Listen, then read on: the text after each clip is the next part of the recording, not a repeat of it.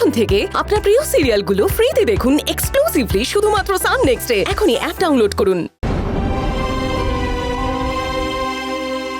ওম বিষ্ণু ওম বিষ্ণু ওম বিষ্ণু তদ বিষ্ণু পরমাংশ। দাঁড়ান পুরোহিত মশাই, আগে দিদিমণি আপনাদের কিছু বলবে, তারপর আপনি শুরু করবেন। আসুন দিদিমণি।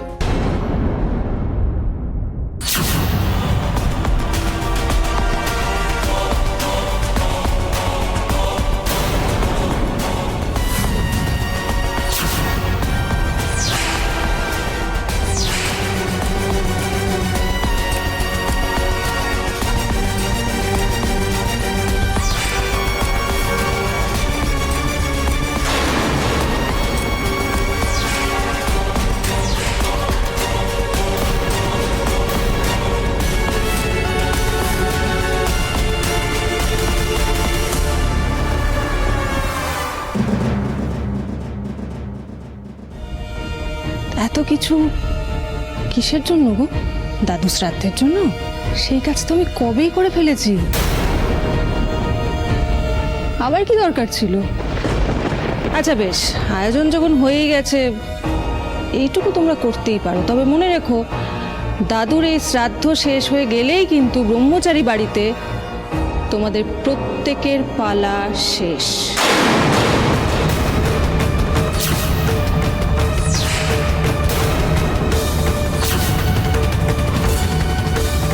এটা কি ধরনের সভ্যতা বড় বৌদি? এটাই এখন সভ্যতা অনন্ত। এই দেখো, এটা কি বলতো? দাদুর সই করা উইল। পড়ে নাও না তোমরা নিজেরাই। ও, এটা তো আবার ইংরেজিতে লেখা। তোমরা তো আবার কেউ ভাগ্যিস আর্য ছিল। এটা দিয়ে দাও আর্যকে। আর্য, এটা পড়ে শুনিয়ে দাও সকলকে।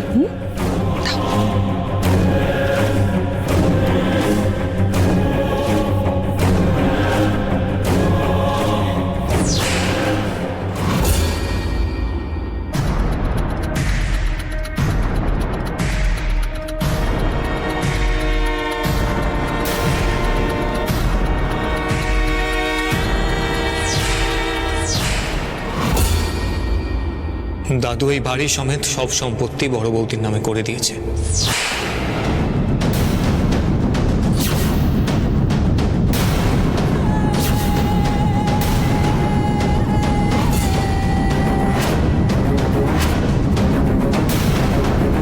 তাহলে বুঝতে পারছো তো সবাই, দাদুর অবর্তমানে আজ থেকে এই ভিটে মাটি শুধু আমার।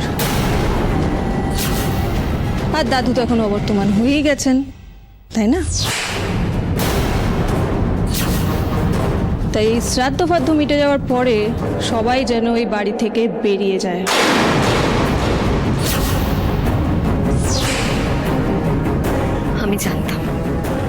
আমি জানতাম এতদিন আমি সবাইকে বলার চেষ্টা করে গেছি যে উনি যা যা করে গেছেন সবটাই ওনার নাটক। এত কথা বলো না কলি। তোমাদের শ্রাদ্ধ করার সময়টুকু দিচ্ছি, এটাই যথেষ্ট। বেশি বাড়াবাড়ি করলে না এই সব কিছু ফেলে দিয়ে তোমাদের ঘাড় ধাক্কা দিয়ে এক্ষুনি বের করে দেবো সব কটাকে।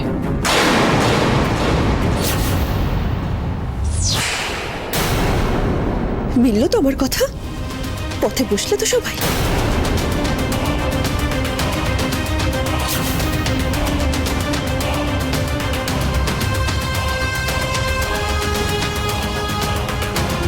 ওকে চন্দ্র, তুমি মুখ শুকনো করে দাঁড়িয়ে আছো কেন?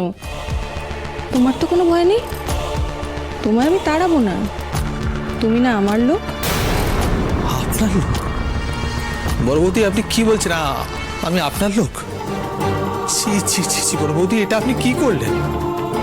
আজকে এ বাড়িতে যখন কেউ আপনাকে পছন্দ করতো না, এই পরিবারে সবাই যখন আপনার বিরুদ্ধে ছিল, তখন আমি পরিবারের সকলের বিরুদ্ধে গিয়ে আমার ভাইদের বিরুদ্ধে গিয়ে আপনার পাশে দাঁড়িয়েছিলাম, আপনাকে বিশ্বাস করেছিলাম বড় বৌদি। আপনি এই তার প্রতিদান দিলেন? কি আর করা যাবে বলো? তরোয়াল যখন ঘাড় কাটে, পুরো দোষটা কিন্তু তরোয়ালের হয় না, কিছুটা দায়িত্ব ঘাড়েরও থাকে চন্দ্র। তাই এই ক্ষেত্রে দোষটা তোমার।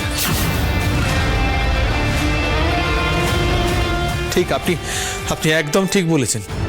ভুল তো আমারই, আমি ভুল করেছি, আমি দোষ করেছি। মেজদা, মেজদা তুই আমাকে শাস্তি দে, আমাকে ওকে শাস্তি দে, আমাকে মেরে ফেল, আমাকে তুই যা ইচ্ছে তাই কর, আমাকে মেরে ফেল মেজদা। চন্দ্র চন্দ্র, তোর কোনো দোষ নেই, তোর কোনো দোষ নেই। নীলবর্ণ শেয়ালের গল্প জানিস তো? নীলবর্ণ শেয়ালকে অনেকেই ভুল করে রাজা ভেবেছিল। তুইও সেই ভুলটা করেছিস আমার ভাই। আপনি কত সম্পত্তি নেবেন? হ্যাঁ, আপনি কত সম্পত্তি আমাদের থেকে কেড়ে নেবেন? কত বাড়ি জমি আপনি নেবেন? পারবেন পারবেন আসল সম্পত্তিটা নিতে? দাদু যে সম্পত্তি আমাদের ভাইদের জন্য লুকিয়ে রেখে গেছে, সেই সম্পত্তি যতদিন থাকবে ততদিন আমাদের ভাইদের কোনো অভাব হবে না। মানে